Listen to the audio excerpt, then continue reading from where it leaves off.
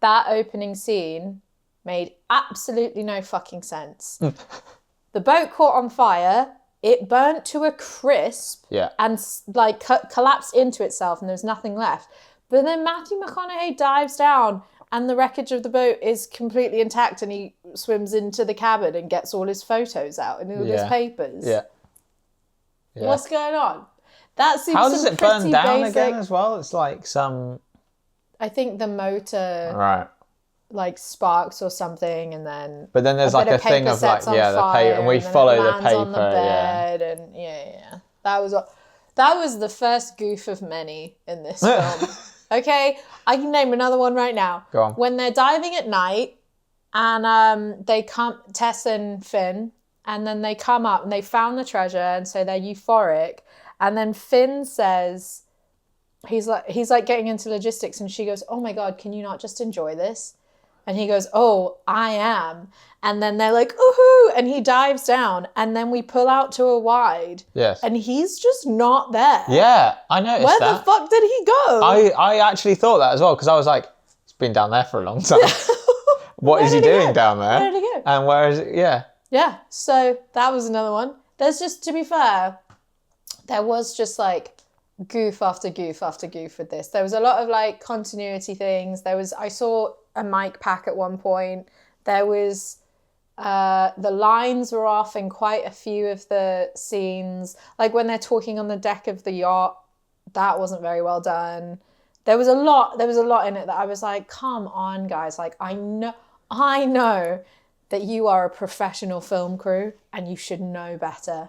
It doesn't matter if the writing of this film is shit. It doesn't matter if it's like a bad like box office bit of fluff. And you're all there for a holiday. Yeah. Still do your job. Like, I often say, when we talk about like continuity goofs and that kind of thing, I often say it doesn't really matter if they exist in a film.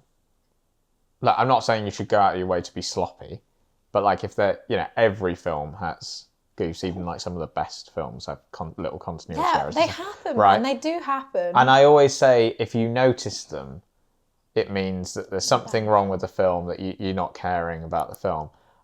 I would go a step further with Fool's Gold. I didn't even notice the continuity errors because I was so bored of the film. I wasn't even paying that much attention to even notice the continuity errors. I mean, obviously you did, but I think I zoned out for a lot of it. It was too long for a start. It's like It was an hour and 52 minutes. Yeah, it should have been an hour and a half. I don't know what you're cutting, but cut something. And you know what irritates me as well is because it's actually, when you look at it on paper, it's a good cast.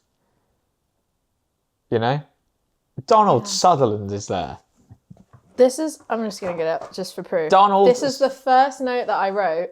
Donald Sutherland is better than this. Yes, he is. I was really bummed out. After watching like 10 or 15 minutes, I was like, oh, Donald, what happened? I can only hope. What happened? I can only hope that Donald was paid a lot of money and thought, I'm going to spend most of it on a nice yacht and it'll be fine.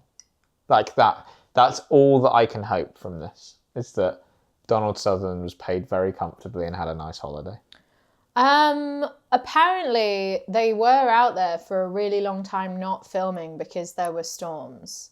So actually, he probably didn't even have that nice of a time. Kate Hudson actually ended up, I think she either bought or she rented a house out there. Right, really? Because they were there for so long. Wow. So, God. I mean, no, maybe he still had a good time, but they went out during stormy season. So, yeah, they were there for like a long time.